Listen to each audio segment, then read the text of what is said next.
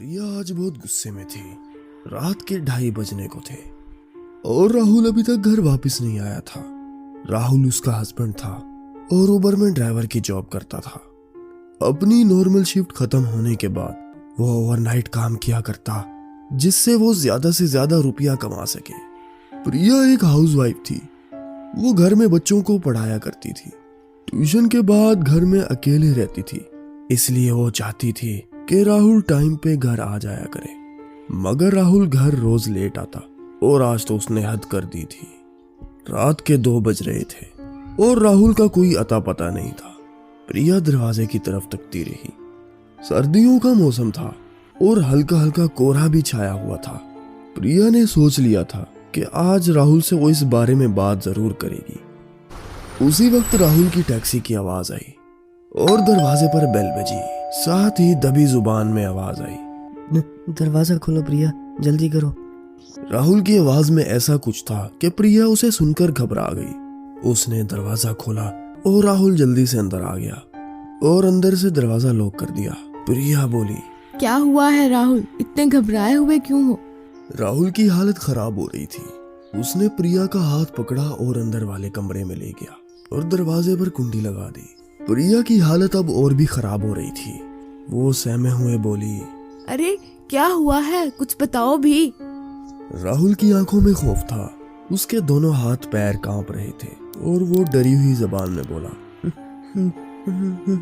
बाहर दुल्हन है, दुल्हन।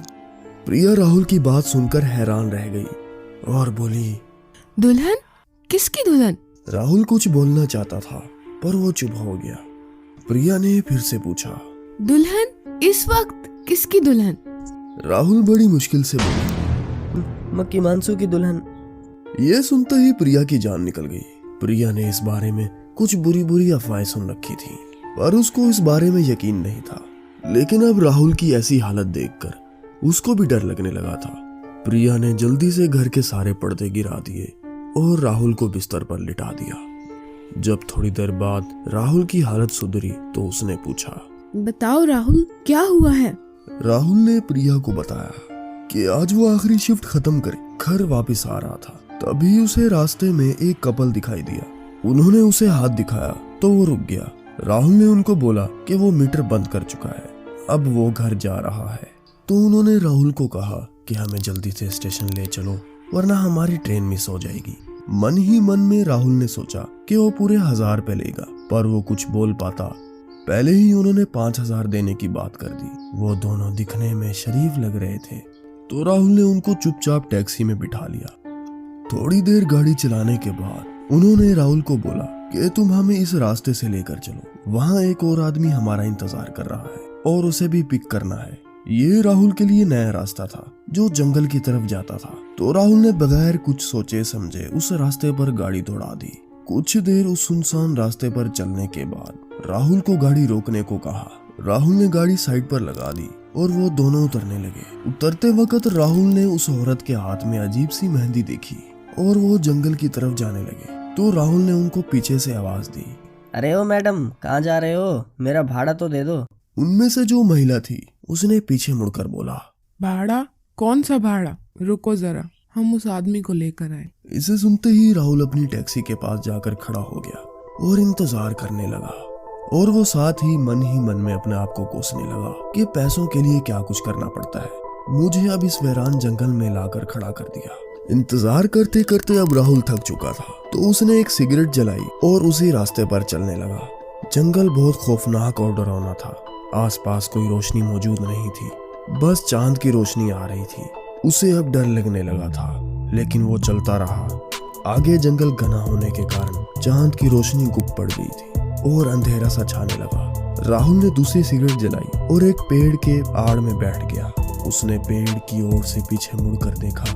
वहां उसे 2 लोग नजर आए। एक तो चुपचाप खड़ा था और दूसरा मिट्टी खोद रहा था। राहुल ने उनको जब ध्यान से देखा तो उसके होश उड़ गए। ये दोनों वही कपल था जो उसकी टैक्सी में बैठे थे। आदमी तो हाथ उठाए खड़ा था और वो महिला कब्र सी खोद रही थी। राहुल ये देखकर बहुत डर गया और उसने इधर उधर गौर किया तो उसे मालूम हुआ कि ये आधा जंगल और आधा कब्रिस्तान है। वो बहुत डर गया इतने में उस महिला ने खोदना बंद कर दिया और उस गड्ढे से एक आदमी को ऊपर खींच लिया और दूसरा आदमी जो उस महिला के साथ था उसे उस गड्ढे में धक्का दे दिया। राहुल ये सब देखकर बहुत घबरा गया और वो अपनी टैक्सी की तरफ वापस भागा, पर जैसे ही वो टैक्सी के पास आया वो चौंक गया।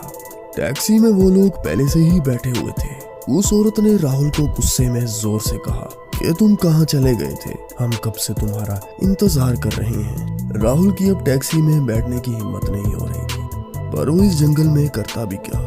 वो धीरे से अपनी गाड़ी में बैठा और शहर की ओर चलने लगा। राहुल ने उस महिला से पूछा कि वो तीसरा आदमी कहाँ है, तो उस महिला ने जवाब दिया कि अब वो नहीं आएगा।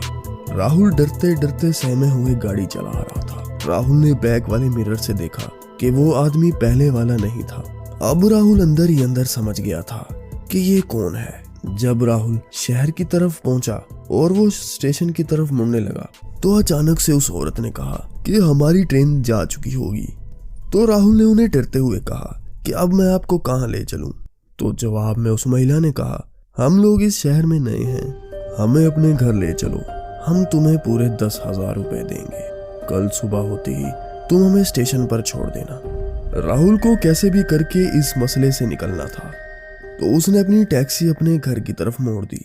घर के सामने पहुंचते ही राहुल ने अपनी कार रोक दी और बोला, रुको मैं जरा उस घर से थोड़ा पानी लेकर आता हूँ।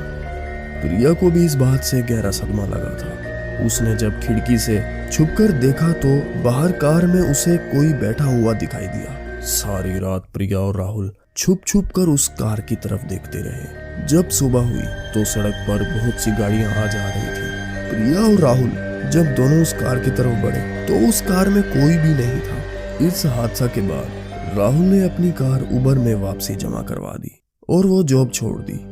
और प्रिया ने भगवान का लाख लाख शुक्र किया कि उसके पति अब उसके साथ हैं।